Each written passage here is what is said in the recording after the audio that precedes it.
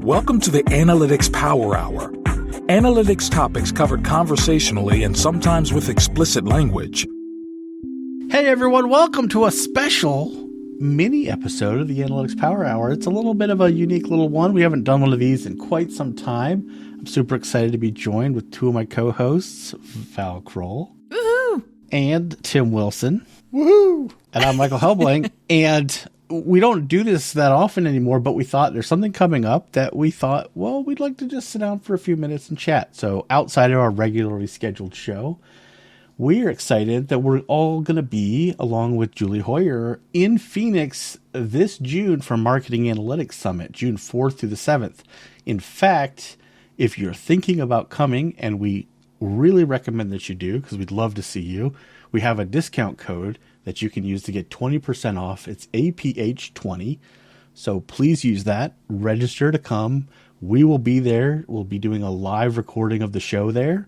And we are super excited to hang out with friends, colleagues, fans, whatever the case may be.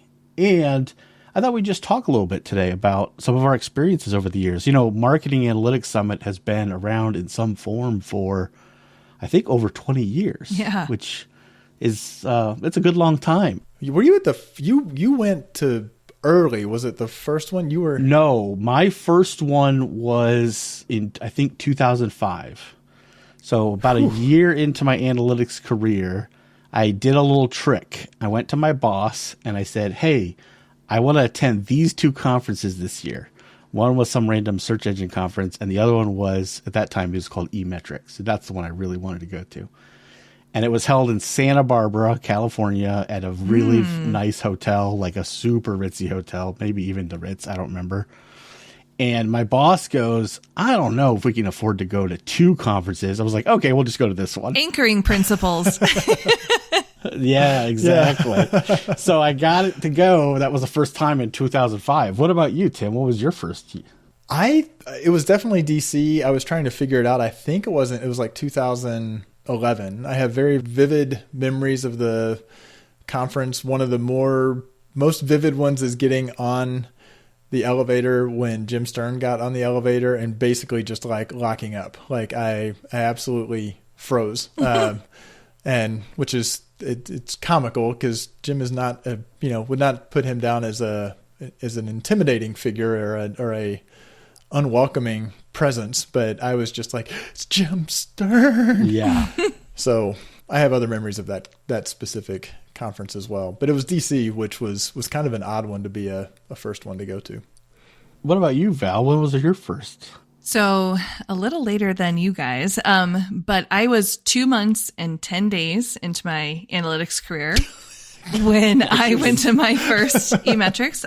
I'll never forget because I started on April 1st. I'm like, what an April Fool's Day.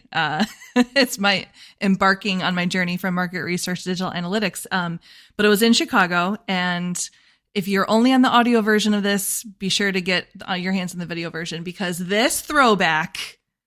Oh, it's the conference yeah. guide of my first eMetrics conference where like, I just can't even remember back to when it was like the sessions were printed out with like the room numbers and like where to go. And yeah, so that was my first foray into all of that. And look at this gem too, the passport from all of the vendors. You had to go around and get your stamps from all stamps, right? Of the three of us, the person, because she lives in an urban place, lives in the smallest footprint residence by far, and you've held on to that stuff.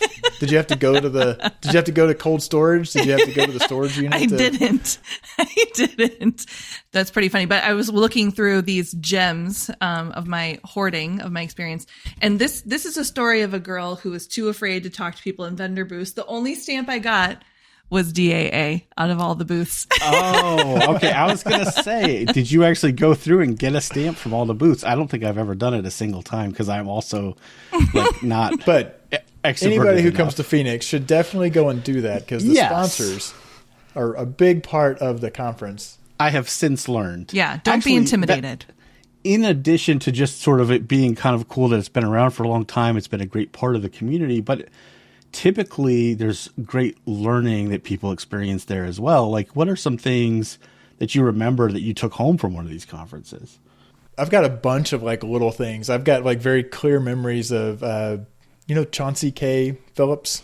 She was at Dell, I think, at the time. And I remember her presenting on connecting Tea Leaf to some voice of customer. Like that was the first that I had, and it was, okay, it was kind of a cool technical connection, but that was like a little light bulb went on about behavioral data with attitudinal data, which lots of people talk about that now. Still, it seems like very, very few companies do it, or it's a single company has tried to bake that in. But I was like, yeah, that's one that I literally have talked about for years. I don't remember which eMetrics it was. I don't know.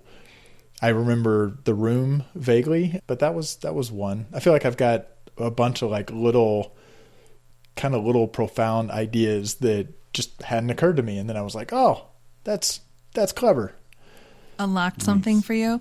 I remember Yeah. I don't think it was the first one that I went to. I think it might've been like the year later that someone was on stage from Macy's and they were talking about how they stopped reporting data or their transactions by web versus in store because they're like, we're not in competition. We're all trying to work towards the same goal. And I'm like, it's so simple. And it like, I didn't work in an e-commerce context whatsoever at the time, but it just like really helped me like frame out and paint the picture of like goal setting and outcomes and like how, disparate teams, just because it's like a dimension within your tool doesn't mean that it's a good point of comparison for like trying to paint the picture of what's going on with the business. So I remember that being like a mind blowing moment for me pretty early on. That's awesome. I remember in my first eMetrics, I think it was Clint Ivey was talking about some of the dashboarding concepts they were using at Disney, I think. And I immediately took all of that home and started using it on all of my projects to try to replicate what I'd heard in that session. It was so cool. And then that's actually Carrie Wilkins. I remember seeing her talk about working with CPG, and I think I was seeing that with kind of the first couple of times I was starting to work with some really big CPG companies, and she was kind of giving just like a framework for thinking about CPG and how you can actually measure things effectively. And it was like, it wasn't earth shattering, but it was really clear. And I was like, oh yeah, I just need to be speaking with clarity about what we're doing. Yeah, that's awesome. And I think the other thing that's amazing is you go to these conferences and you run into people that maybe you've only ever seen in other places, like maybe online. Back in the old days, there was this Yahoo forum that everybody hung out on. And so you would meet these people you'd only ever seen posts on that forum, or maybe it's the Measure Slack group or, LinkedIn or something. But there's these great professional relationships that you start to form into friendships over the years. I was going to say, on that front, I remember meeting this lady named Michelle Hinojosa. Oh, yeah. You remember her? Who is the sister of Mo Kiss. She's been in Michelle Kiss for years, but that I remember being lobby bar, and we had known each other kind of on Twitter a lot, and she just kind of launched herself across the bar, and that may be where my discomfort with hugs actually, traces back to. But unpack that trauma, Tim. Yeah, now that I think about it, we're supposed to be positive about Marketing Analytics Summit. Oh man, I remember one in this might have been the year I met Matt Gershoff, who's been on the show a number of times. His wife Heather Green is like a globally renowned expert in whiskeys and things like that, and she was doing a tasting of like a bunch of whiskeys in the lobby bar, and so we were just getting to try all these amazing whiskeys, and so it was pretty awesome to hang out with them. And so we can say we knew her when. Right now she's like a successful CEO. She's way cooler, award-winning brand, written books. We're like, yeah, we knew when she had to like stand around and tell analytics people about 18-year-old Glenn Fittich. Help a bunch of nerds understand the difference between humble beginnings. Hey, it's a pleasant memory. I remember that first eMetrics in 2013 that I was talking about before. I was 2 months and 10 days in and really questioning my choices about my switch. You're really proud of that 2 months and 10 days. It's staring at it. It says June 10th. June 10th. So it's like very front of mind for me.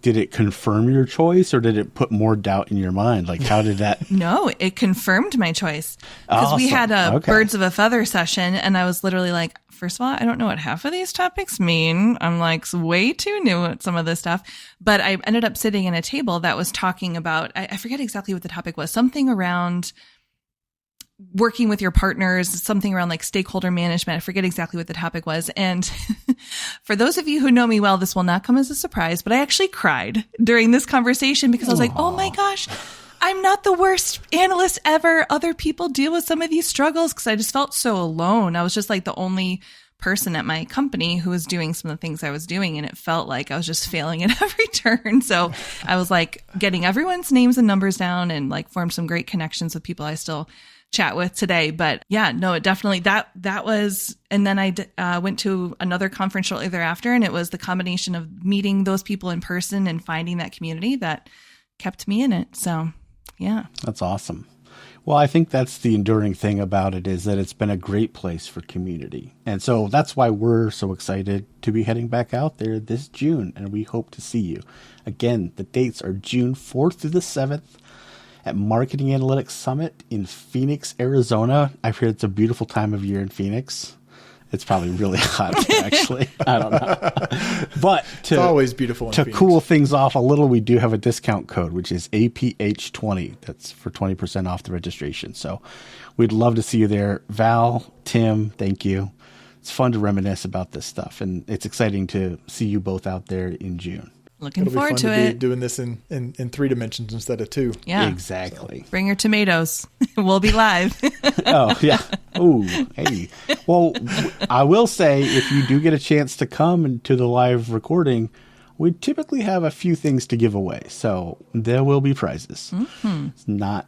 Don't bring tomatoes, please, unless they're really nice, fresh tomatoes. Yeah. All right. Let's wrap this up. Thank you again, Tim and Val. And I know I speak for both of them when I say, no matter if you can make it to Marketing Analytics Summit or not, remember the community is a great place to be, and they'll help you keep analyzing. Thanks for listening. Let's keep the conversation going with your comments, suggestions, and questions on Twitter at @AnalyticsHour, on the web at analyticshour.io, our LinkedIn group, and the Measured Chat Slack group. Music for the podcast by Josh Crowhurst. So smart guys wanted to fit in, so they made up a term called analytics. Analytics don't work.